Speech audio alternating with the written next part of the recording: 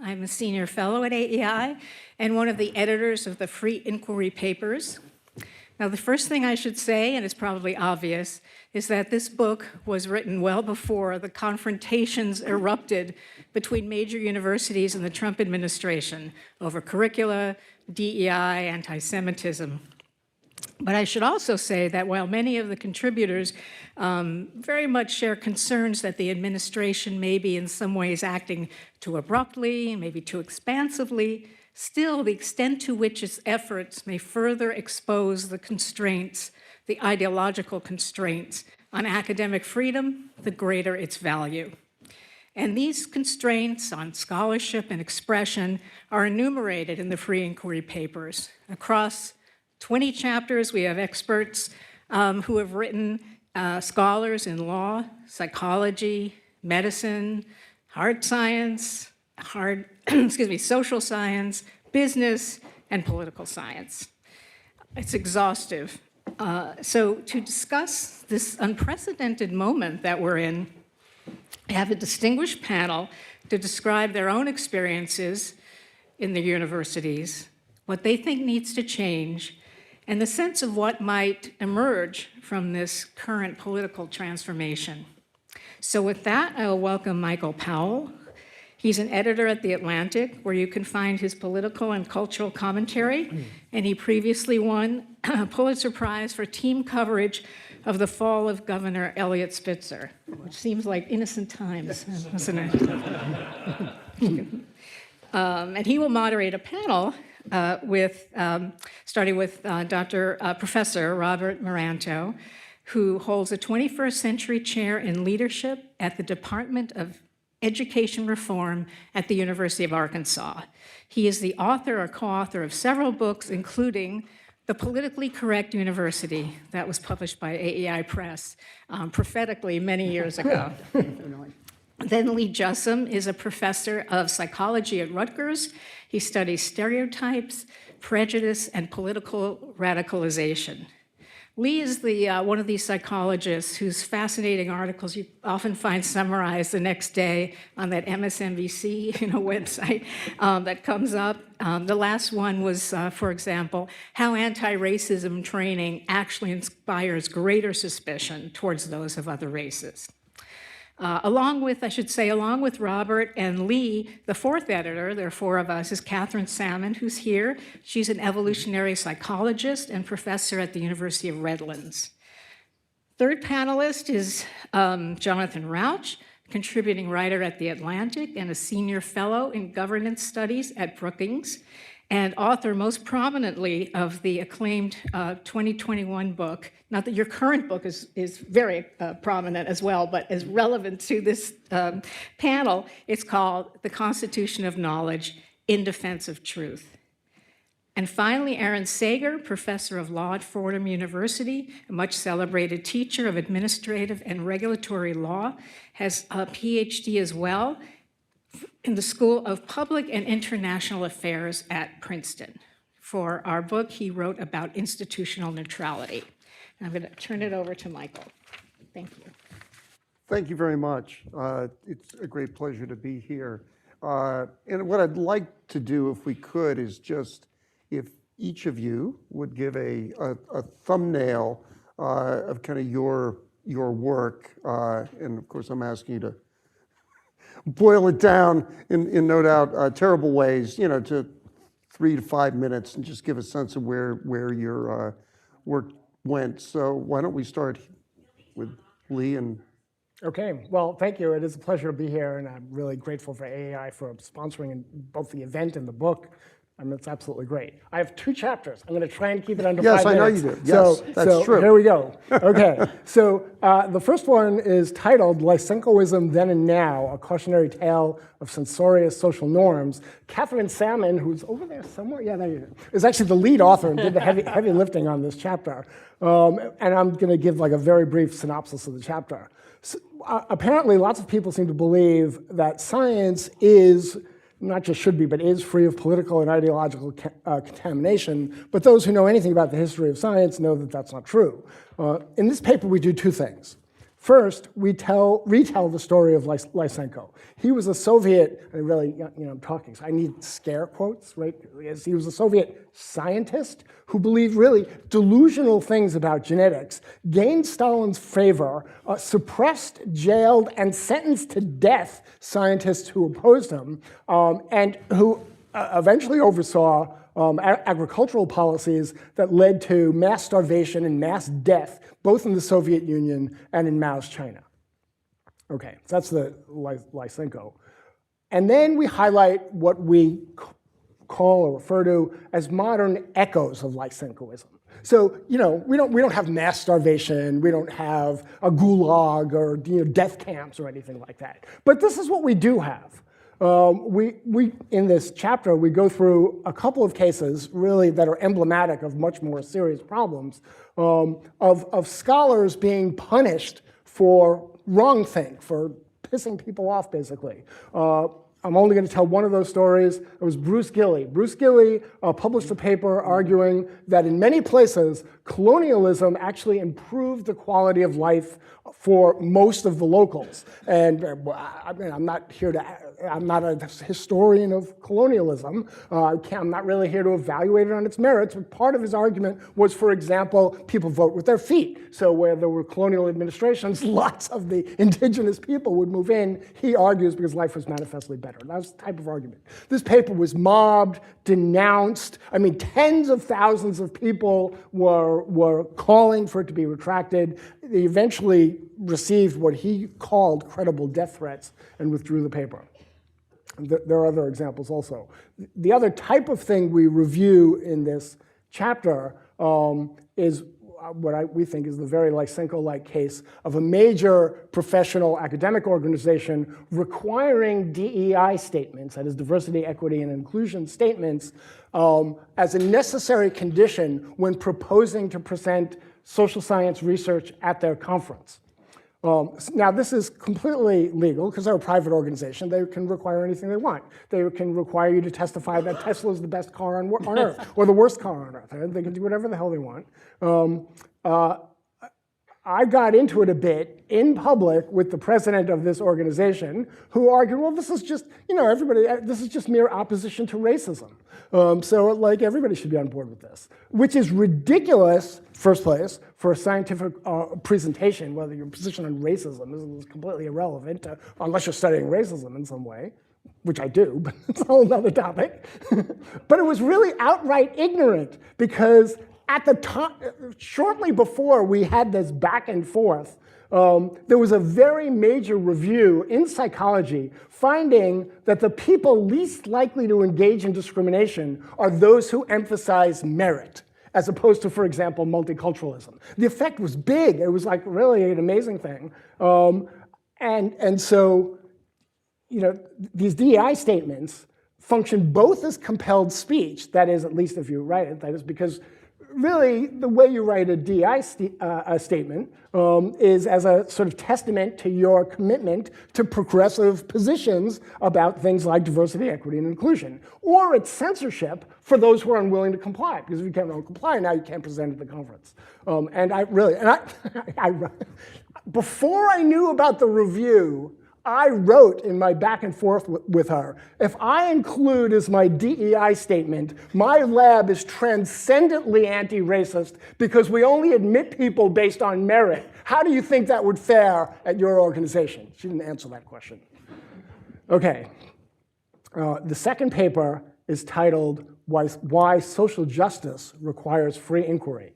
The lead author there is Akila Karim, one of my former graduate students. And again, she did most of the heavy lifting. It was just like Catherine did most of the heavy lifting on the other one. So there's a lot in there, including the history of free speech and free inquiry in the service of all sorts of social justice. So to keep this short, I'm only going to do two things. I'm going to quote Frederick Douglass, and I'm going to quote Martin Luther King.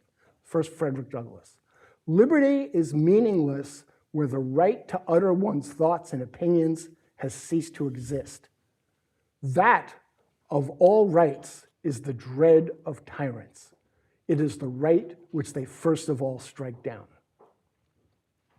And then Martin Luther King, this will be familiar probably to everybody here. Somewhere I read of the freedom of assembly. Somewhere I read of the freedom of speech. Somewhere I read of the freedom of press. Somewhere I read that the greatness of America is the right to protest for right. I'm gonna stop there. Thank you. Awesome. Hey, is my mic working? Is it working? I believe so, Okay. yes. As long as you can hear me, I'm good. I have to thank so many people there. I'll do this really quickly as the lead editor. AEI, Sally in particular, but AEI generally has been incredibly helpful in all this.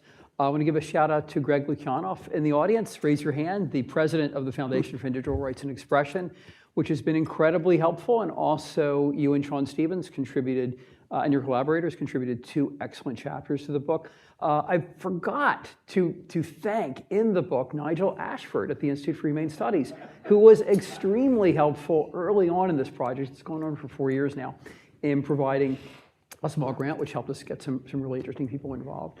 And of course, my co-editors who are amazing, who are part of the Society for Open Inquiry in the Behavioral Sciences, Lee, Catherine, and Sally, which is how I met them. So how did I do this? Why did I come into this in the first place? I've been sort of interested in this kind of thing for many years, but I think the proximate cause for this book, for at least my argument for making it, came about 15 years back when I was working on a project to support a goal that the Obama administration was extremely supportive of, by the way, and I was kind of a big fan of the Obama education reforms, to close achievement gaps. And some of what I wanted to work on did happen and go through. Some of it was blocked, definitely not by the administration, not by my dean, who's actually pretty reasonable. It was blocked by professors who believe that closing achievement gaps is racist. They believe that that's somehow making Black and brown people into white people and strange things like that, which if you're not part of the academy, you'd say, huh, what? Where's that from? This is critical race theory. I mean, the people who were causing trouble about this were not bad people. They genuinely believed in critical race theory. And I think that, and they weren't used to hearing alternative views. And this has been a huge problem for a while. This was 15 years back. It's gotten a lot worse since. Next week, I'll be at the annual American Educational Research Association meeting. And I say, if you want to see examples of this, come there. But so that sort of got me interested in it. But that leads to a question. So how much research is censored, is not done before the study's even done, because of fears that it will be denounced as racist, as sexist, as any number of other things? Well, in the book, we have a sort of partial answer. Sean Stevens looked at survey data, finding that about 36% of professors frequently self-censor in their research. I'm one of them. So the question is, what knowledge are we missing out on? What possibilities of solving social problems are we missing out on because people aren't asking basic questions? I have a couple papers I'm very proud of on Black Lives Matter where we rank police departments. Some do an amazing job, some do a horrible job. We can't have discussions about that because it's not a CRT approved sort of set of work.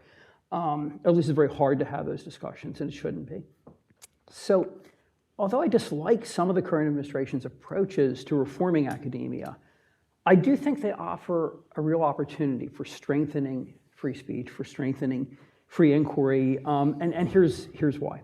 I know that might seem counterintuitive. As long as campus censorship, at least, came mostly from the non-transparent bureaucratic left, only the center and right were afraid. Now, for better or worse, we've reached a period of fear equity. It really is, it's fear equity now. Everyone is afraid, left, right, center, we're all afraid of being canceled, or at least having our grants canceled. Actually, Lee and I wrote a paper on this, we're trying to get published. Everybody's afraid now. Now that sounds terrible, right? I don't want to live in a country where everybody's afraid, or academia where everybody's afraid, but the fact that everybody's afraid now means that everyone has incentives to re-embrace the First Amendment, to re-embrace free speech, to re-embrace the scientific method, to re-embrace the things that for me as a blue-collar kid 40 years back made academia a really fun place to be. And to go back to the halcyon 1990s or 2005 or thereabouts.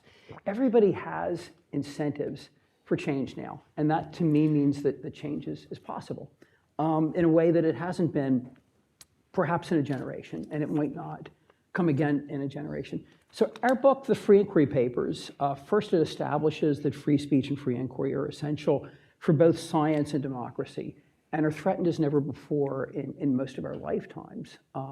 John Welch, you mentioned this in your chapter, actually, and others have too. One of the chapters in the book by Gibson and Sutherland points out that rates of self-censorship, not in the academy where they're way higher, but in society now, are 3.5 times the level of the height of the McCarthy era. The McCarthy era, I would submit, was not our best period, right? Let's not go back there, much less be worse. But yet that is kind of where we are. That's kind of where we're starting from. So what is to be done? The book proposes many, many reforms. Here are some of my favorites that I have in my bureaucracy chapter, and a couple in the democracy chapter that I co-authored with Catherine Salmon and with Graham Autumn, and some things in the conclusion too. One is just in both K-12 and higher education, we have to teach students the importance of the First Amendment. We have to reestablish free speech, free inquiry, freedom of religion as key parts of what America is, as key American values that should unite people across party lines, across religious lines, across, whether you're traditional or more non-traditional, sexually or otherwise. It's a key value that should unite us all, and something that makes us notably different, say, from Russia and China and a lot of other places, including some democracies. Second, we need to sponsor debates to get students and their professors habituated to, rather than triggered by, alternative views. George LaRue has a wonderful chapter, butchering his name, has a wonderful chapter on this in the book on the absence of debate on campuses. One thing he mentions I didn't know, Florida, the state of Florida has decreed that its public universities will hold debates now 4 times a year and report on how they go. That's a great thing. Every state could and I think should do that. It should be part of education. Only that can depolarize academia, and ultimately, I hope, depolarize America if people are used to the notion that people might have very different views, but still be good people, and those views might not be crazy. Third, inevitably, by their very nature, and I say this as, I've worked for the federal government, my dad worked for the federal government, my son for a while worked for part of the federal government. I don't hate bureaucracy, I don't hate government, but bureaucracies, by their very nature, promote conformity over freedom. It's what they do. So for that reason, we must downsize DEI bureaucracy, sure, but we must downsize a lot of bureaucracies that limit speech. Inevitably, if there's a huge administrative superstructure in universities, it will limit our freedom. It just will. I don't see any way around that. We also have to reform, or perhaps at least for the social sciences, get rid of institutional review boards. And I'm on my IRB, and I like the people on it. They're great people. But by the nature of IRBs, we're going to be about compliance more than we are about free speech. And my IRB, they're great people. They try really hard not to be preventers of research. But inevitably, some of that will creep in. And I gather at other institutions, it's far, far worse. We also need to remove funding from secular colleges that require statements of faith, most typically DEI statements. That's happening, and that's a good thing. Fourth, just as a bipartisan U.S. Civil Rights Commission and its 50 state affiliates, I'm on the Arkansas one, highlight and defend our 14th Amendment rights, we now need a U.S. First Amendment Commission with 50 state affiliates to protect free speech, free inquiry, and freedom of religion. And again, this is something that should unite Democrats and Republicans. Whoever is in now won't be in 4 years and might feel the pain of being censored if they are censoring now. We all know that, or we should know that. We have reasons for all of us to support these rights, these freedoms. Most of all, those of us who support free speech and free inquiry, and I got this to some degree from Jonathan, I have to say, those of us who support free speech and free inquiry must band together for self-protection. So cancel mobs and bureaucrats can't pick us off one by one. Academic Freedom Alliance is very helpful. Foundation for Individual Rights and Expression is very helpful. We're in the Society for Open Inquiry and Behavioral Sciences. We're kind of helpful. With boldness and organization, we can survive and we can win. And I would say we'd better. Thanks, I'm done. Aaron. Thank you so much for having me. Can I thank AEI and Bob, who brought me into this project, and then incorporate all of his thank yous by reference, and say something about institutional neutrality in the universities, which is the policy of having universities not opine about everything. I said at one point in the chapter that universities have become like congressional candidates. They're expected to have an opinion about everything. And I got interested in this project because I was living in a university where a very fine dean at my law school developed the habit of sending these missives telling everyone what the school thinks. And since it was never what I thought, I began to feel that I had been told that I was the heretic who should stand in the corner. He never told me to shut up. He never told me not to say anything, but nevertheless, he kept telling everyone that the institution thought the opposite of what I thought. My position is that this is an academic freedom problem and does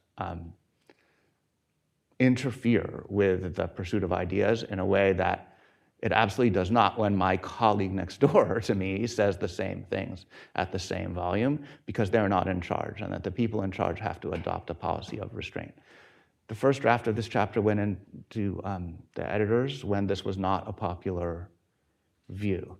I'll say something about that change in a minute. I just want to add one thing, which is that every version of institutional neutrality has a giant exception attached to it. So since the Calvin Committee at Chicago and through the recent statements at Stanford and Harvard and Hopkins, all of them say, we are prepared to forbear from having an opinion about everything, but we're allowed to have opinions about things that affect the core of our operations. And the problem with this, of course, is that universities are sprawling megalopolises now. They're landlords and employers, and they do everything. There's a good literature about this. And so we need to do better than just say institutionality except for most things. That's not going to take us as far as we need to go. The proposal in the chapter is what I've come to call affirmative action for dissent, which is to say that universities should speak about those things. They have to, because they're doing things, and so they have to be able to justify themselves. But they should do that with an affirmative effort to repeat and repeat that dissent is welcome in their communities. That's the second part of the chapter that's in the book. The last recommendation in my chapter is that we faculty need an attitude adjustment of not viewing our goal as convincing our institution to say something, but just to say what we think. And a lot of us on both sides of this spend a lot of time lobbying the administrative superstructure to come to agree with us. I'm not quite sure how that happened to us, but it has happened, and that's on us, the corporate faculty of the nation, to fix. The valence of this project was censoriousness from the left when I wrote the chapter. The events since the war over Gaza have flipped the valence in the universities. It is now the left that would like their universities to shut up, and it is the right that would like their universities to opine. This is a very interesting development. I feel reasonably confident that it's only because the left believes they can't get their universities to agree that they have settled for the goal of getting their universities shut up. Nevertheless, this is a positive development, and I'm sort of excited about it. It is interesting now for me, who felt very self-righteous in the face of all this university speech I didn't like, to hold on to my view that university speech is bad when I agree with it, but I am holding on to that position. So university speech is bad when I agree with it, and maybe Bob is right that there will be common cause coming out of that. So that is a development.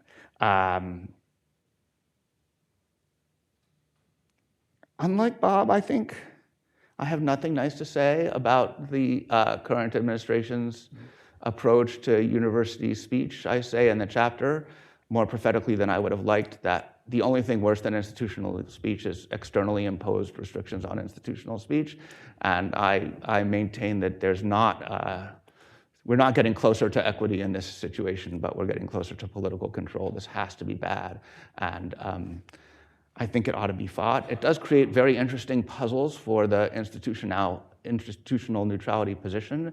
One I'm involved in now is in American law schools, which are trying to decide whether speaking about Trump's efforts to silence the law firms is at the core of their academic activity and must be spoken about, or is opining about domestic policy? And this is actually a pretty hard question that we're going back and forth on, and so we will see more of those, but they are difficult.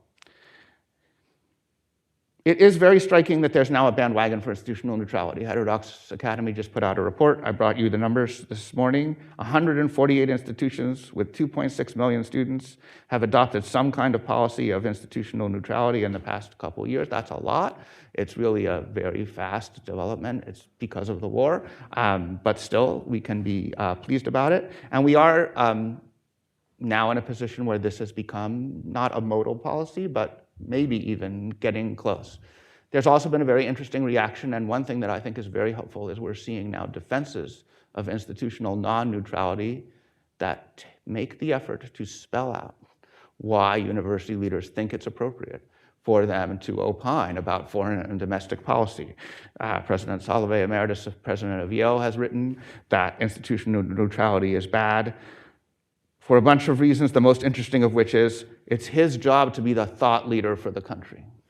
The president emeritus of Notre Dame, that's John Jenkins, says that institutional neutrality is incompatible with the mission of universities to morally shape students during a formative period of their lives. There's a long AAUP essay that basically says that institutional neutrality is a political tool of the right. I think all those claims are wrong, but I don't think any of them are crazy. And I think that one thing that is we are now going to see is a better debate about what it means for universities to have opinions and to express them. So this will is moving forward in interesting ways. That's where I'm going to stop. Thank you. And John. Well, thank you all. It's a great honor, as always, to be here at AEI and to see friends in the audience. This book was a long time in the making. I'm proud to be part of it. It is, I think, the most compendious and comprehensive look at this set of issues that anyone has yet published.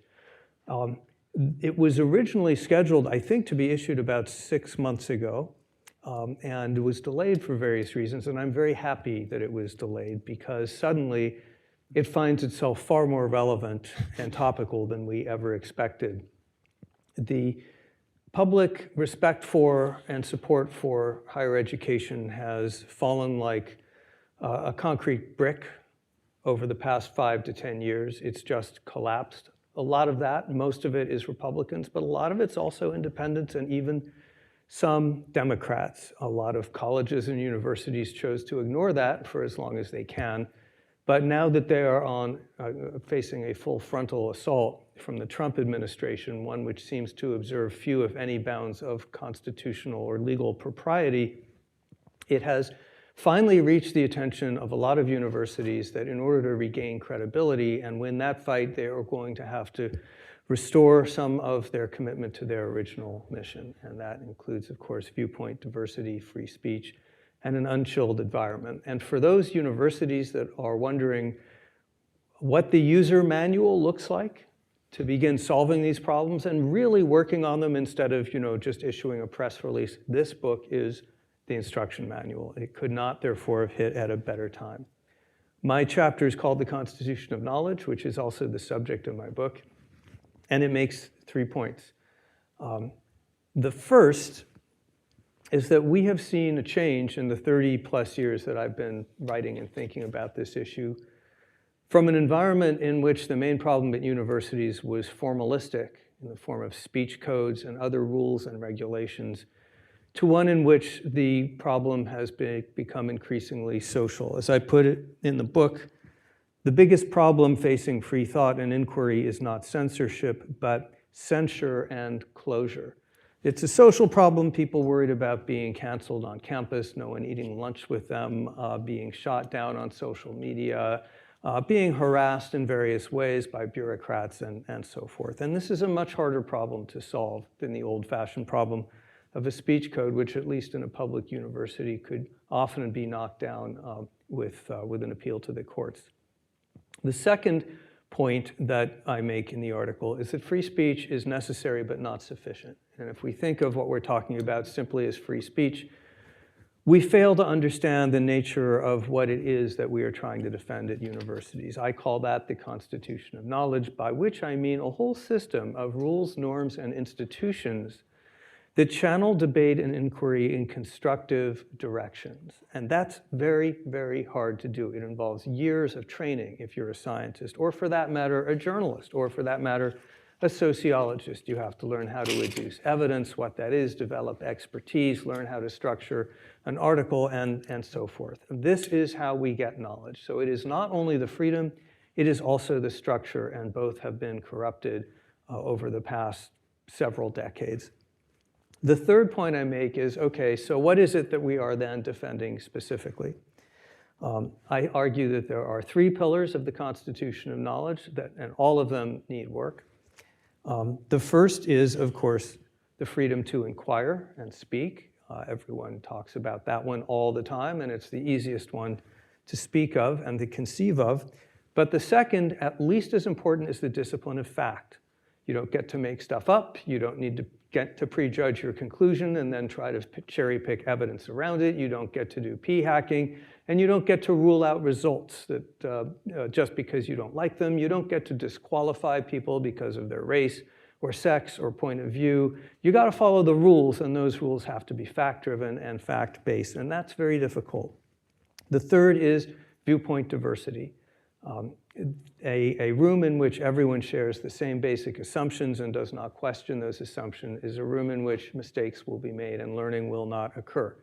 In departments and disciplines where there is no real disagreement about whole suites of issues, good science will not occur. All three of these things are essential. We at Heterodox Academy, on whose board I serve, are trying to deal with all of them. And I would also point out that these same three features are also core features, slightly translated, in the US Constitution. Of course, that is freedom of speech and association, number one. For the discipline of facts, you have the discipline of law. You follow the law whether you like it or not. And third, viewpoint diversity translates into political pluralism. That's Madison's large sphere of many different factions competing. You've got to have all three of both of these values in both of these spheres, and they are all under attack as never before. Thank you. One of the things that I guess I was thinking as I was reading through the terrific essays in this book, I kept wondering, and I used to do this beat at the New York Times, is kind of how did we get here? I mean, I grew up on the Upper West Side of Manhattan, right, which was, as blue a 30 block stretch as you're going to find, outside of Berkeley.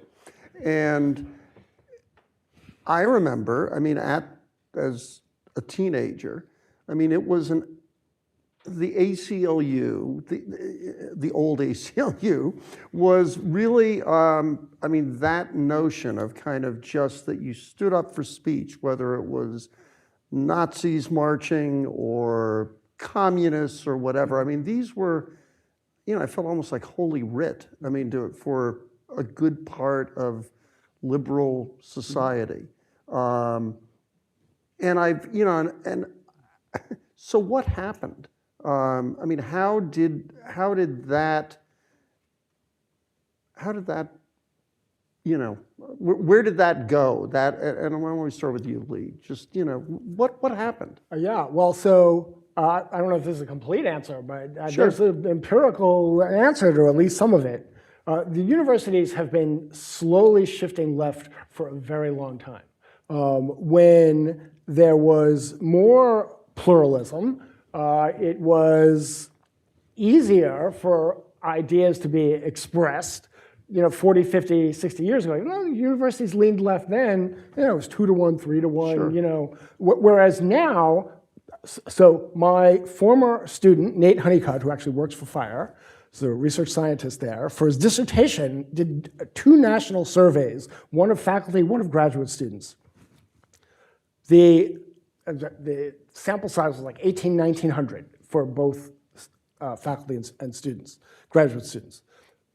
40% of the faculty self-identified. It's not us imposing something on them. I chose for themselves when asked about what their political views are, that they were radicals, activists, Marxists, or socialists. Not Democrats. That's a whole nother issue. They're not liberals. 40%. Now, if you've been following, you know, I mean, at least since Lenin, what the far left playbook is not to engage in debate. It is to blacken your enemy's face so that he never comes back to you. That's the playbook. You know, it's been in the transgender issue debate, sort of controversies, the tactic is called no debate. When you have that, I mean, in the social sciences, now going back to the simple liberal, conservative, left, right, Democrat, Republican, it's like 90 to 100% people on the left. So when 40% of your I forgot the graduate students. It was almost 60% for the graduate students, radicals, activists, socialists, and Marxists. These are the future faculty, right? That's where the faculty are coming from.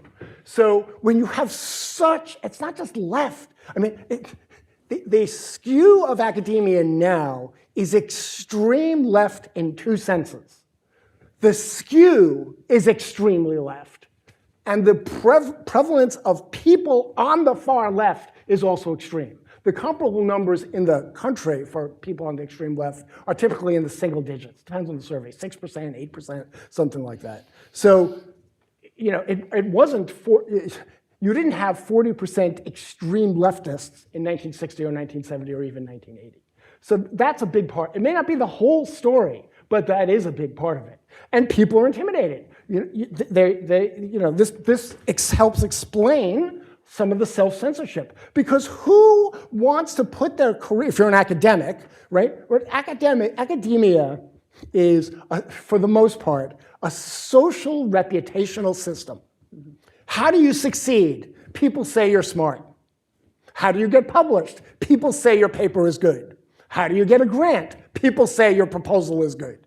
So if your reputation is blackened, it can damage your entire career. People know this, and they shut up. Aaron, I'm interested in your thoughts. What are you?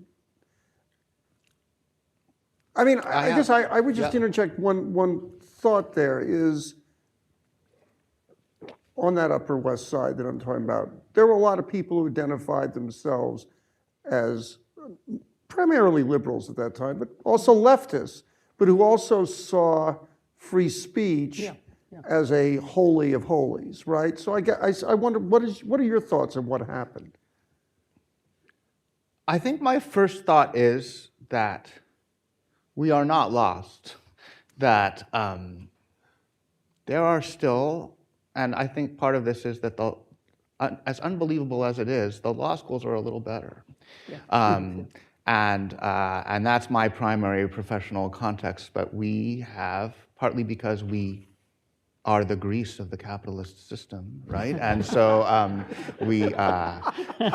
we need people who are prepared to undertake that particular undertaking, and we hire them regularly, and they do their work, and we reward them by saying that they're smart in exactly the way that Lee is describing. And I live on the Upper West Side, and it's the same.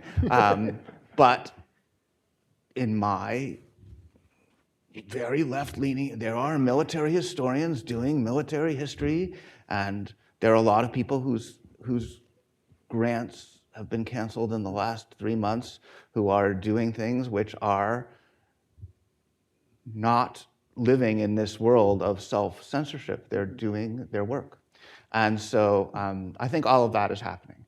At the same time, to my mind, the biggest institutional problem is finding a way not to have departments replicate themselves. To my mind, the institutional structure that we're most worried about is that academic departments control the hiring and tenure of their successors. And like most institutions, we like people like us. And so, it's an effort to sort of force ourselves not to do that. And even for those of us who I think I see people like this on the left as well as the right who try. Our opinions are our opinions because we think we're right. Right? If we thought other people's opinions were better than ours, then those would be our opinions. So if you see people who have opinions that are not as good as yours, it's work to say those people are smart.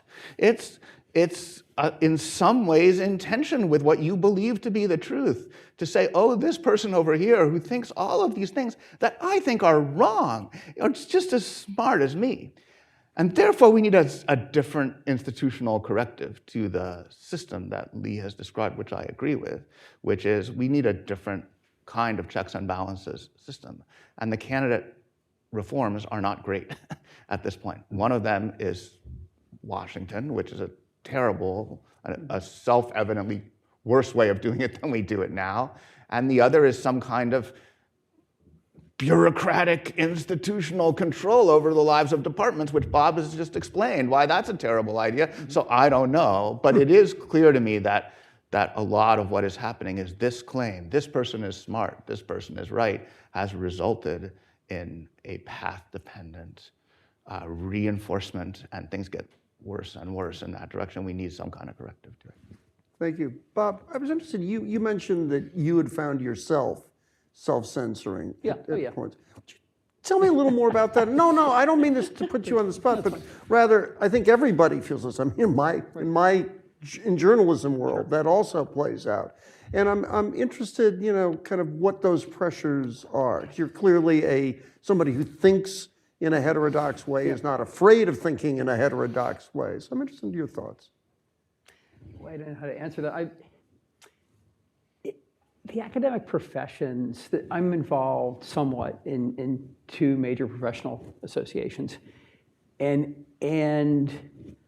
I still get to go to the conferences and all, which is wild. I'm presenting 4 times next week at AERA, which, even though it's a critical theory-oriented place, and critical theory isn't always completely wrong. I'm lucky in the sense that I don't really need grants. I'm part of an endowed chair, so I have resources that most people don't, so I don't have to worry much about grant givers. I'm lucky in the sense that my chancellor, my provost, my dean, certainly my department's actually very heterodox. We have 10 professors, and I would say maybe 3 lean right, 4 lean left, and the rest are kind of in the middle. That's a remarkably fun environment, actually. It's really enjoyable. A problem with that, I'm not really answering your question. No, my problem with academia is that I think those environments are rare, and too many of the people going into academia would be uncomfortable with them. My mentors, and I'll name them, as an undergrad, Rick Usleiner at Maryland, as in grad school, Chuck Walcott at Minnesota, were solid social democrats. We got along great. We argued a lot, but we got along great. They wrote me amazing letters of recommendation. That was a very common pattern, I think, 30 or 40 years ago. And I think some of why that was a common pattern was Rick Hess, who's here at AEI, has written a lot about this. 40, 50, 60 years ago, I think K-12 public schools and private schools, maybe even more, did a good sense of teaching the Madisonian system, teaching what the US Republic was supposed to be about. We don't do that anymore. We don't do that K-12, and we don't do that in college. And so I think people have never really even been exposed to those values. When I'll talk to people and on the left and say, the First Amendment's a really important part of who we are, they don't know that language. Or if I talk to people on the right and say, we had a 220-year tradition of peaceful transfers of power, okay, maybe not 1861, and some of what a recent president did tried to undo that. We don't understand the tradition that we're losing. And so I think I would blame K-12 for a lot of this. I mean, I self-censor just in the sense of, I want to get published, so I have to use certain language. It steers me to research some things more than other things. I mean, my job is to get published. My job is to help my grad students publish. I've got one former grad student there in the audience. And so we have to self-censor, we have to censor somewhat in terms of how we phrase questions, how we phrase research questions, but also in terms of things that maybe we don't study. I spend a lot of time in schools. A huge thing in schools is is single-parent homes. It's a lot harder to teach kids from single-parent homes. Every educator knows this. Actually, what's her name at the University of Maryland? Melissa Kearney wrote a very good book, The Two-Parent Privilege. But it's very, very hard to do research on this. I looked at this some years back. My two major professional organizations dedicated their entire annual conference to inequality. There wasn't a single paper out of around 6,000 addressing family structure. I mean, that's kind of crazy, right? And that leads us to be increasingly irrelevant to much of the world. But, I'm not going to be the guy writing that paper, right? I'm focusing on other stuff because, I'm not going to take on, people have already said that it's fascist. I've had people tell me recently it's fascist to work with FIRE. Like, FIRE is not a fascist organization, right? I think you guys are consistently, you're defending the people Trump is trying to deport over, some of their protest activity. You're also defending Amy Wax and people like that. You're I don't see where pro-free speech is fascist. But the parts of the academy, large parts, have been taken over by critical theory. It was a long march through the institution. So now, if you're on a tenure and promotion committee, if you're on a hiring committee, there will be a couple of people on there who will try to veto anyone who they suspect of being from the center, much less the right, as you alluded to. And it's going to take us years to overcome that. I think talking about it is the first step, but it's going to take years. And I'm not totally sure how to do it. What the conference we had a couple months back, I asked Jonathan, okay, what's your answer? And you said, we're supposed to come up with it. It was the right answer, but and we have some answers in the book, but some we don't have yet. Well, I think I think universities are more receptive to this push now than they were on January 19th. And I think faculty are. I have never understood why two classes of extremely important, powerful influencers in America have essentially given away their power. One is Congress and the other is university faculties.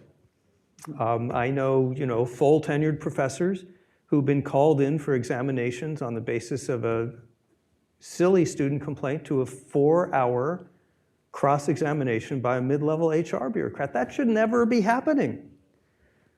So one of the things that I hope for is that faculty will begin to wake up and organize, and at Heterodox Academy we're trying to do that, and we're now getting feelers from all over the place.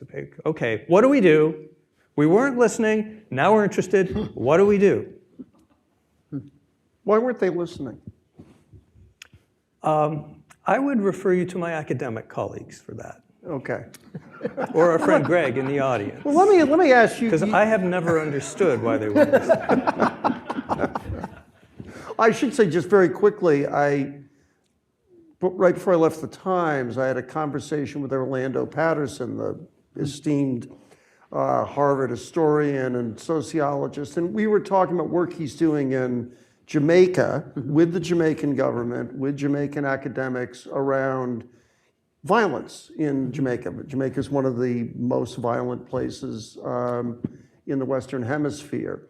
And it's his theory that this comes from the exceptionally violent, in part owes to the exceptional violence of the slave experience, then the experience after slavery, and he was talking about a great deal. I mean, it's as one would imagine, a nuanced and sensitive subject. But this is something that is, you can read the Daily Gleaner and find articles on this, in the paper. And I asked him, well, why didn't you, had you thought about applying that same lens to the United States? And he said, yeah, that's why I went to Jamaica. Because and this is one of the foremost African-American, historians in the world, saw that as a no-fly zone. And this was a couple years ago, so maybe it's changing, maybe. Let me ask you something about, I guess I'm interested how one expands what is taught, and kind of it opens the aperture for different ideologies, different thoughts, and at the same time, and I was thinking, I came across something that Glenn Lowry, who's certainly a heterodox fellow, said the other day that, well, there's a role for the university in saying what we won't do. And he used flat earth, it'd be one example. Now, I think, probably you'd hear, depending on who you ask, intelligent design. I mean, there's a whole variety of things. And kind of how do you balance that, right? I mean, how do you balance, on the one hand, you want a lot more ideological diversity. Certainly some of the people who study intelligent design are true academics who have done real work, right? But how do you start to sort that out as you try to bring kind of more intellectual, ideological breadth to the academy? Addressing Yes, me? to you, yes. That's your book. Yeah, that's not a hard question, actually. There are individual questions where it can be difficult to understand where science ends and politics begins. But for the most part, this thing that I call the Constitution of Knowledge is 300 years of practice and rules and norms that answer that very question. And it depends on things like replicability. If you get the same result, no matter who tries the experiment, if you're using reason and argumentation that would lead any rational or reasonable person to the conclusion, if you're reducing evidence, which is available to all, and so forth and so on, then you're doing science. If you're making political claims and shutting out people who disagree with you, then you're not. In practice, it is not usually that difficult to tell the difference between people who are doing politics and people who are doing science. And so we don't have to reinvent the wheel on any of those questions. Flat Earth is not science. Yes. There are, as you probably know, there are many ways to verify that the Earth is not flat, and no one has the right to teach bad science in the science classroom. So this is settled stuff. This is not the debate we have to have now. The debate we have to have now is how to move these institutions, and especially their bureaucracies. We haven't really talked about the bureaucratic element. A lot of this is about bureaucracy, not just ideology.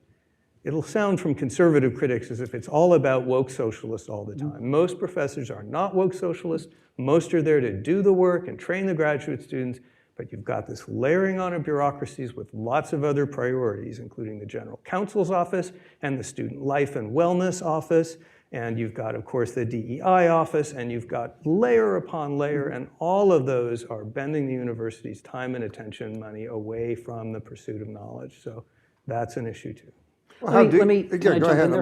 I'm sorry. A speech that I urge all of you to read if you haven't, President Dwight Eisenhower's farewell address, the military-industrial complex speech. He had been president of Colombia before he was president of the US. And he has a beautiful paragraph, I quoted in my bureaucracy chapter in the book, basically says, when a lot of federal dollars flow into universities, inevitably the focus will move from teaching students and from the curiosity of professors to satisfying whatever the federal government wants at a given moment and to satisfying whoever the bureaucrats are at a given moment. Dwight Eisenhower was a brilliant organizational theorist, and we've sort of reached that point in spades. Something that I'll just say personally, when I was first a professor in the mid-1980s, it would never have occurred to me to be afraid of my dean or my assistant dean. In the last 15 years, that's really changed. And luckily right now, I have a great crew, a very good dean and a great crew of assistant deans. But I know that at any moment that could go south. And when there are rules about everything, I think I have to do 4 separate disclosure forms every year, disclosure of income forms. If you do anything wrong, if somebody wanted to get you, they could. That's the reality. And luckily, I'm in an institution where that's not currently a big problem, but it could be at any time. And that's been a huge cultural change. Faculty and deans and even provosts used to be sort of on the same level. That's not true anymore. They have a lot of aides. They're on a different career track. You really need somebody to be a decent human being, or you could be in big trouble. Just return to the flat Earth is perhaps too easy. What do you do with critical race theory? That. Oh, I've learned a fair amount from critical theory, and sorry, no one up here is demanding that it be suppressed. Sure. The key point is whether it's allowed to drive out other points of view, whether it dominates for reasons that are not scientifically valid reasons, and that's the problem. Great, thanks. Aaron, I was interested, your question of, yes, when the institutional voice, and when that's appropriate and when it isn't. Your discussion of that in your essay is actually quite nuanced, right? I mean, because there's many gradations. And I wonder how, in this environment, I mean, what's a were your president to call you in and start thinking this through? What is the way? And I was struck also this notion of like, moral formation, getting people to think. Again, to greatly date myself, I remember as a kid, Kingman Brewster at Yale, I believe it was, came out and with against the war in Vietnam, and I suppose one could argue that was that played a useful in a different university, right? I mean, a university system where it was not left, that played a very arguably useful role in kind of forcing debate, sparking debate. And I'm interested in kind of how you. Yes, I think this is one of the words I keep coming back to are the words principal and headmaster, which we use in K through 12. Mm-hmm. There was a time where we thought of the leaders of educational institutions as the chief teacher, the principal teacher or the headmaster. This was the teacher in charge, but their primary role was that of a faculty member. We have still a little bit of a norm like this, which is that university presidents tend to come from the ranks of the faculty and then discover that they don't know how to do the job. So in the mindset that I think the Salve essay, which President Salve published after he had left the presidency of Yale, that's the vision that he has in his mind, is that I am the chief teacher. And certainly it's not a coincidence that the other essay I cited was one from Notre Dame, right, which has also the chief moral officer kind of view. But this rubs against the fact that universities actually need some level of bureaucracy, right? And that the vision that I'm supporting, because of the consequences of having a chief teacher, is we actually need bureaucrats in place who think of themselves as facilitators. And I go so far in the chapter as to talk about the referees of football games as the other polar paradigm opposite of the chief teacher, which is, this is the referee in the striped shirt, and all he's supposed to do is make sure the field is flat. And then he's supposed to get out of the way and let people knock each other over. And I don't think you can have both of those. And I'm not even convinced that there's a good midpoint compromise. I think you have to choose an organizational structure. And if you want free inquiry, it can't be the one where the referee is also the chief teacher. And so I think we can take that position and recognize its costs at the same time. What I would hope is that the next generation of students has those inspirational figures in their education, but they're not the presidents of the universities. And they're not, I mean, one of the small tempests in this area that comes up in the AAUP report and has been alive in my own life is smaller units. Can the Department of English, the Department of Women's Studies issue a foreign policy statement? And I am pretty sure that I want someone to be able to major in English and not therefore be forced to affiliate with a department whose stance on the war in Ukraine is in favor of one or the other of the combatants. But I want those faculty who now are spending their time lobbying each other to sign each other's statements instead to be out there telling the students what they think. And I hope that that will bring the moral education and the inspiration and even some of the activist impulses of some of the students to the fore. And of course, there hopefully will be another calling them out for their stupidities if we can organize the universities to make sure those other colleagues are there so that the students are in a position to do that. Is that responsive to what you said? I think it is. Well, let me ask you, the president of Rutgers decides that he's going to give a speech on just wars and Israel and Hamas, and Israel and Gaza. Or, I mean, you could play that. I mean, the game could be played a number of ways. If that president gave a carefully reasoned speech, in which he also says, "Look, this is not diktat. This is not, this university is going to reflect, let 100 flowers bloom. There's going to be many, many different points of view." Is there anything wrong with that? I'd have to think long and hard about whether there's anything wrong with it. My initial gut reaction is if it's not Rutgers policy, if it doesn't appear on the presidential, vice presidential page, and he's talking as a private citizen, I'm probably okay with it, even if I end up having qualms. Yeah, it's the stuff that is on the official pages. It's the official pronouncements that has the chilling effect on everybody else that I think Aaron's been really talking about. I don't think the president of Rutgers gets to be a private citizen. Yeah. I don't. Yeah, I well, so think- that's the one I think qualm. that Yeah. that's the job, is to Yeah. accept that you aren't the person giving that speech today. Yeah, You're waiting till you retire and go back to the faculty to give that speech. There are certain roles in life, professions, that require one to adopt an institutional persona. One of them is journalism. When you join the New York Times or the Atlantic, you can't run around talking about how you vote or how anyone else should vote. And another is a university president. I personally really could not care less what the president of Rutgers thinks about genocide. I care what he thinks about student aid and admissions, but not genocide. So why doesn't he just stay silent on that topic? There's a very recent concrete example where Holloway, the president of Rutgers, was in conversation with some, I wasn't familiar with this person, but was described as a nonpartisan expert in constitutional law. He was some academic, some law professor.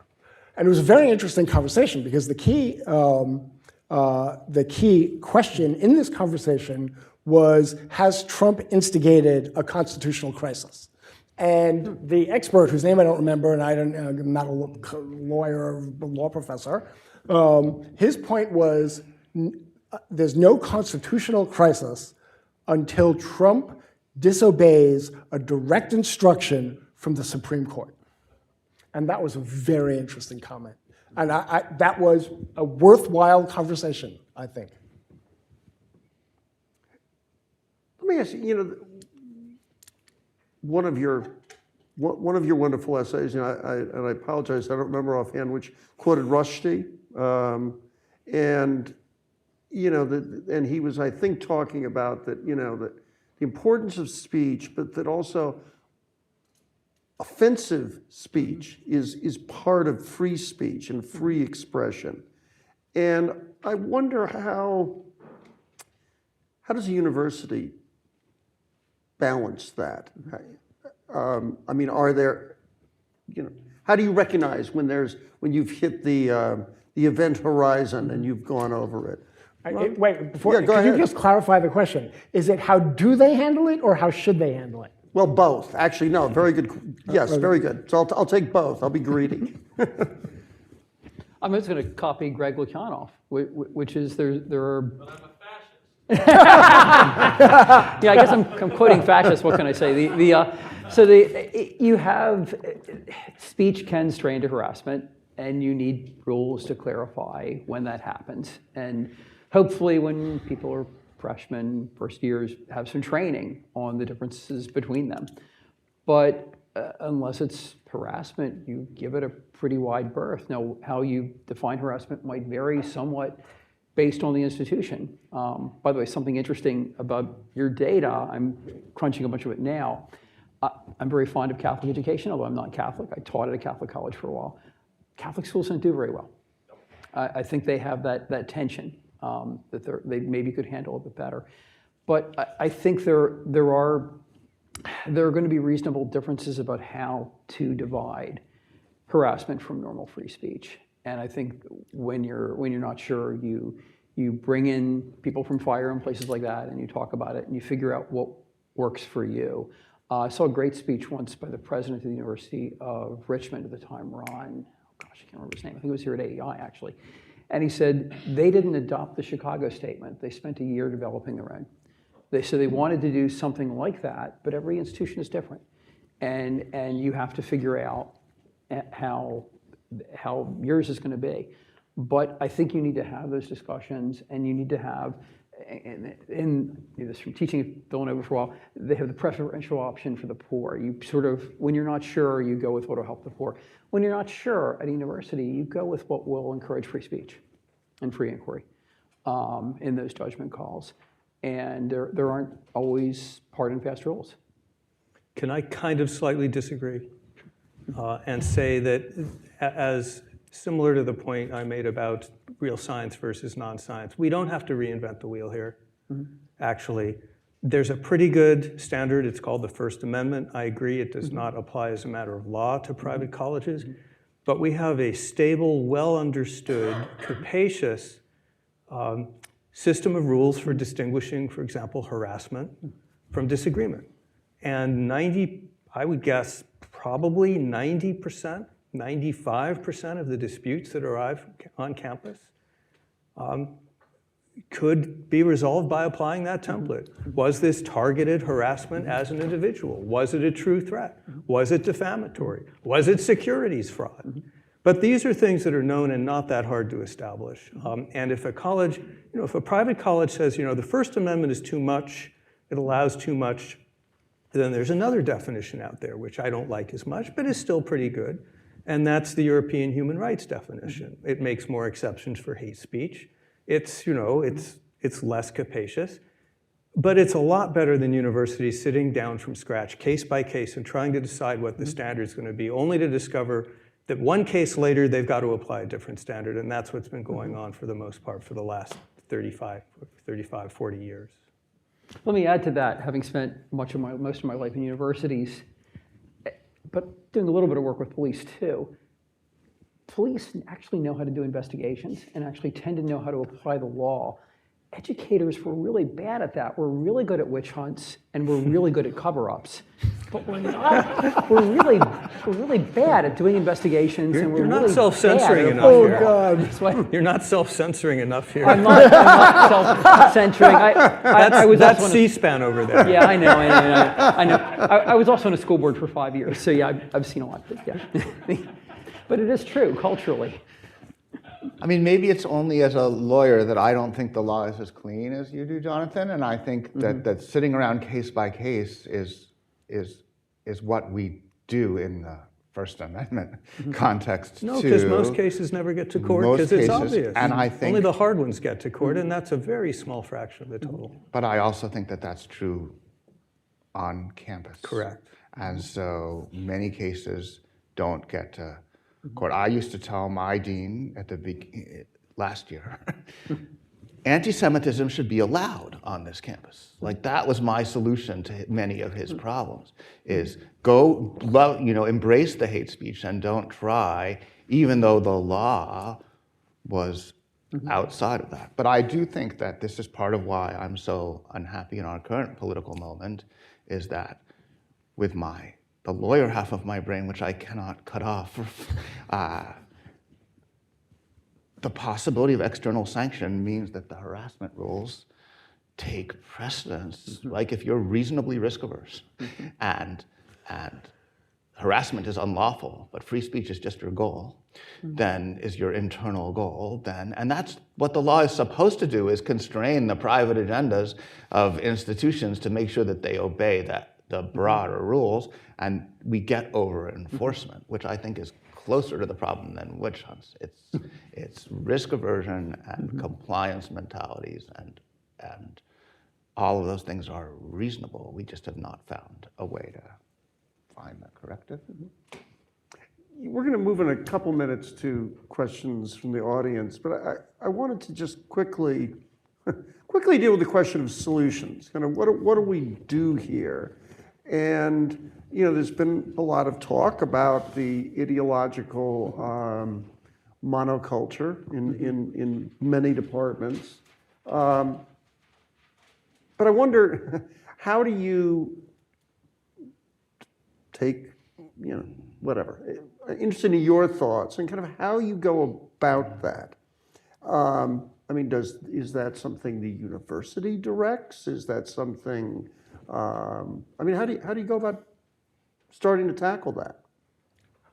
I'll start. Yes. I'm going to start really small. This is not policy. Maybe it has policy, maybe it doesn't. For about 20 years now, I have been able to quip, only half jokingly, that I have cornered the market on non-progressive graduate students in my field of social psychology. I have had some pretty liberal students, but I've had a couple of libertarians and several sort of right of center to outright pretty conservative students. And I work at it a little bit. I was one of the first, maybe the first faculty member in my department to actually have a diversity statement. It's back to 2009, 2010. It's a very conventional diversity statement, underrepresented groups and anti-discrimination, but it also refers to politics and religion. That says something very different than a conventional diversity statement, which ignores that kind of thing. The low social class, that's in there also. And my personal politics are left of center. I vote for more Democrats than I vote for Republicans, but I vote for more Democrats than Republicans. But my scholarship relentlessly calls bullshit on the sort of the left's political infection of academic and distortion of academic scholarship. And I don't think I think it is more difficult and nuanced to identify the political infection, especially of social science, that's what I'm familiar with, than something like flat earth or intelligent design, because it is dressed up in scientific-y language. It has words most of you may not be familiar with. It has statistics and probability levels and methodology, and it looks very scientific-y. And in some ways it is. And yet it is very easy, no, it's not very easy. With some, I love the Liam Neeson quotes. I've developed these skills over a very long time. and if you keep doing this, I'm going to come after you, right? So, which I do. That's one of the things I do is debunking. That's I do it on my website. I've done it in peer review. But it's not easy to do that. So, but because I'm really quite, that's like very public about that. It probably has helped that I have been publicly denounced and mobbed. I've probably gotten more attention for that. And then people see that and they say, well, boy, he's managed to survive that. It's like, okay, well, yes, I know, especially if you're a right of center student, yes, this is not a great environment, but he's managed to take them on and he's still here, and right? So these grad students are great. My lab is firing on all cylinders, probably better than in my entire career. And I have this diverse political group working with me. Bob, what's your You've got like 11,000 citations now, right? I think, something like that. I've got a little under 4, which puts me in the top 1 or 2% of political scientists, but you're like way, way, way up there. I'd say clone Lee Jussum. That would be really key. And actually, your Substack, was it? When you talk about the times you've been rewarded by being the outlier, is pretty cool. I would actually kind of clone my current chancellor in some respects. And this is really terrible. I shouldn't brag overly much on my institution. But when there were the disastrous hearings in December 2023 on Capitol Hill, which exposed just a lot of incredible shallowness among leaders of some of the country's leading universities. Me and a buddy at the University of Arkansas were laughing at this, kind of joking and saying, our chancellor would have no problem answering these questions. He could say, look, we have a commitment to free speech, and here's 4 times when we've defended speech on the left that some people in Arkansas maybe wanted to censor, and here's 4 times when we've defended speech on the right that maybe some faculty weren't comfortable with. And I think my message is to go out to boards when you're picking university chancellors, when you're picking university presidents. To select people with a pluralistic mentality. I think that's really key. If we're going to have these giant bureaucracies, have the leaders of those bureaucracies be reasonably pluralistic people. That just makes life a lot better, and it's doable. And I see more of it, I feel, in the hinterlands, like in Arkansas, than in many elite institutions, although the elite institutions can always come back. One of the more depressing things I found, Martha Bradley Dorsey and I published this article in Academic Questions. I don't think anybody else would have taken it. We took the FIRE data and we took your rankings and we looked at the 23, I think, we looked at the top 20 and bottom 20 free speech institutions. I mean, not that your measures are perfect, but they're the best we got, right? And one thing we found was the high free speech institutions tend to be led by people with substantial experience in government or in the private sector or in the military. They were less likely to be led by people, and even with a small, I know it was statistically significant, they were less likely to be led by people who spent their entire careers in academia. That's a scathing indictment of academia, and something even worse was, I'm kind of an old liberal arts guy, almost majored in English, the chancellors who had their terminal degrees in history, English, music, those institutions did worse. And that is truly depressing. So I think that just says that we've got 20 years of work ahead of us. But for now, I'd say if you're on a board, please choose leadership. I'm thinking Dartmouth. I'm actually sort of optimistic about the current Harvard president. Choose leadership that appreciates pluralism, that appreciates James Madison, to go on Jonathan Rauch. Why don't we take some questions from the floor? I think we have about 15 minutes. So yes, if you would just stand and perhaps just very quickly identify yourself and then. Yeah, I'm Nigel Ashford. I'm with the Institute of Humane Studies. Oh, I'm sorry. No worries. Sorry. I'm Nigel Ashford. I'm with the Institute of Humane Studies. What advice would the panel give to current PhD students about how to navigate the academy as you've currently described it? I've actually written a lot on that. A couple of people have approached me because back in 2012 for PS, Political Science and Politics, Matthew Wisner and I wrote a piece, sort of, how can conservatives navigate higher ed? And we wrote a similar version for it in Academic Questions. And what we said is kind of, first off, prove to people that you're a good political scientist, prove to people that you're a good colleague, get tenure, and then come out of the closet, right? So one of my best friends is, for the last 30 years, he's been gay all his life, and one of my best friends for the last 30 years is gay. And it was interesting, he actually didn't tell my wife and I until we'd been colleagues 3 or 4 years. And I think that was actually a lot of his career. He's like, make sure people know you as this was back when being gay was a lot harder than it is now. And he said, sort of make sure it's not the first thing people know about you, right? Make sure that they know you as a person, that they know you as a human being, they know you as a good colleague, as a good teacher, as somebody who does their job and shows up on time for committee hearings. And then, sort of when the time is right, after tenure, let them know, right? So that would be part of my advice. Make sure that people see you as a human being first, and that I think is really key. I'm not sure I agree with that. So I have never written anything on this, but I advise grad students all the time, and this question comes up. But that's in the Lee Jossam lab. That's a different world. Yeah, they're fine in my lab, but the question is how do you navigate academia? And the issue is, do they go for an academic job in the first place? Mm-hmm. And so, I'm not claiming to have an answer or answers, but this is the tone of the conversation we have. One, I completely agree with the do good work part. Yeah. So just put your head down, and just be the best, in my case, social psychologist that you can be. Mm-hmm.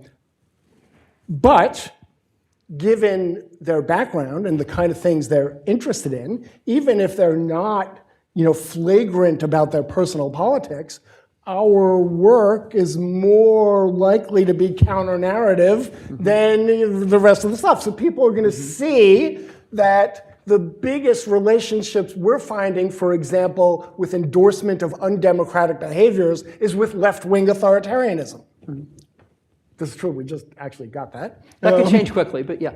Right? Yeah. Okay. Well, no. Yes, that's absolutely. I mean, we've done stuff on the right also, but this is empirically that that we had a series overturn elections, prevent speech, endorse protests that block other people from speaking. A whole slew of things correlated more strongly with left-wing authoritarianism than right-wing authoritarianism. So you have a bunch of papers like that.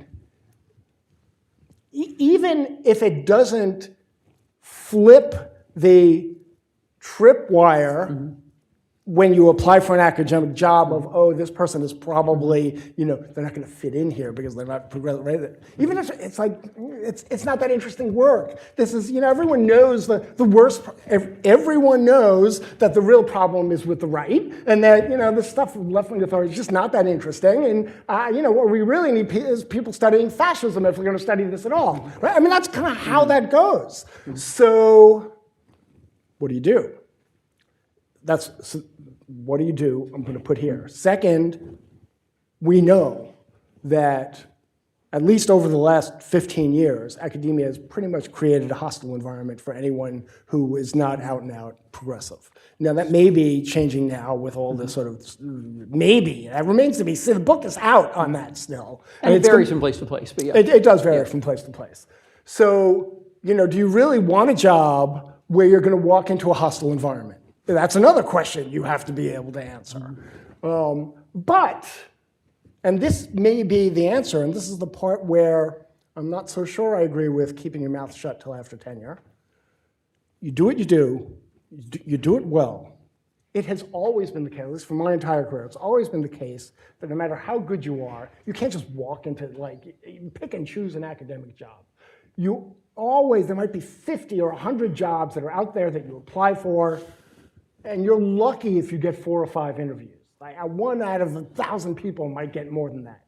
And it's because what you do is genuinely not what they're interested in hiring. They're interested in hiring something else, and you don't fit. So you have always had to find a place that you fit. Now, if you put your head down and you do the work, and you can kind of tell that this work is kind of taking on sort of leftist narratives a little bit, and people can see it, and they still want to hire you, that's a place for you to work at.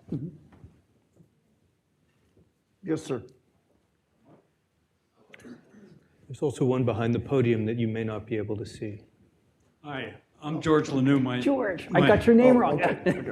You wrote a wonderful chapter. Yeah. Well, thank you. It's on the university's failure to sponsor debates on public policy. And you have a great book on that, too, I might add. Yeah. That's very kind of you.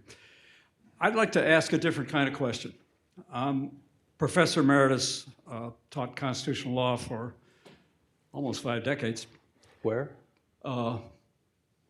University of Maryland, American University, University of Chicago, University of Miami, University of Chicago. But I want to ask a different kind of question, because this week I've become painfully aware that what I am is a taxpayer. And we are now in a situation where I think we have a considerable amount of federal overreach in dealing with universities, and a university response that oftentimes sounds like, well, we're entitled to autonomy. We may have billions of dollars of federal funds, but we're entitled to autonomy. So what would the panel say about where the line should be drawn about the rights in a democracy of the people who are funding universities to make demands on universities, and where universities properly should say, that's too far? John, why don't you take that? Well, third time I found myself saying, I don't think this is a hard question for taxpayers or Congress or the government. No one is entitled to taxpayer money per se, but everyone's entitled to due process of law. Due process of law is written into these statutes, and this administration is not observing it, not even close to observing it. For example, the investigation is supposed to precede the sanction, not follow it. For example, the law says that if you do find part of a university is out of compliance with Title VI, or I guess Title IX, you sanction that part of the university, not you withdraw all funds from the university. And of course, there are the rules around grant making And universities are entitled to every bit as much of the same due process as ordinary citizens and taxpayers. I think it's a very hard question. Not, although I agree with what Jonathan has said, which is that on the rules, it's straightforward. I think the question for the taxpayer is it wise to want to let contracts? So with the existing contracts, I think it's easy. But the taxpayer question of, are universities entitled to autonomy? I think the wise answer is sort of, and that if someone has weird beliefs at home, an individual has weird beliefs at home and is solving complicated oncological problems at work, I'm happy for that person to have the contract. And likewise, I'm happy to let, as a taxpayer, I'm now speaking about my taxpayer preferences as an individual, to let contracts to illiberal institutions that are going to do work that I think benefit the public. And so I don't know that that is an opinion that's widely shared. And I don't know how widely shared it is. And I think that's a difficult problem for the polity, right, is to decide, do we need to, as taxpayers, to find a researcher who can tell us something that we need to know? Are we prepared to accept the cost that they might embed themselves in an institution that we are not delighted by? I'm libertarian enough to be ready to do that. Other people might not be. That's okay. I guess I'd add, this got very little attention at the time. Although Jonathan noted it, Aaron noted it, others have noted it. Shep Melnick at Boston College has done some great work. The Obama and Biden administration's enormously politicized grant giving, among other things. And I'm not going to blame the presidents because this is way below their pay grade, right? But they helped create an environment that the current administration is taking full advantage of and indeed going well beyond. And so I think we really need to carefully think about, are we going to use grants to enforce DEI, scientific grants? Are we going to use them to enforce DEI? Are we going to use them to enforce making America great again? Or are we going to try to depoliticize them? I would favor much more depoliticization, again, maybe going back to the halcyon days of 15, 18 years back. But that's going to be a very long set of discussions. By the way, back in the 90s, when I was working for the Clinton administration, I was writing things about how we could really go back to a spoil system and it would be fine. There are all these checks that keep spoils from going out of control, whether on grants or personnel. The current president and his two predecessors have made me rethink that. I was wrong. We are in a postmodern period where facts don't matter and traditional mechanisms of accountability, like the press, don't really matter. And that's not really a good environment for a spoil system. Thank you. Sally? Yes, I don't know if there are any more questions, but we'll be around for about a half hour to follow up. Anyway, I wanted to thank everyone for coming. It's a great audience, masterful moderator, deep insights from all of you, and free books. So thank you again, and maybe we'll see you if there's a volume 2, but I don't know. Thanks again.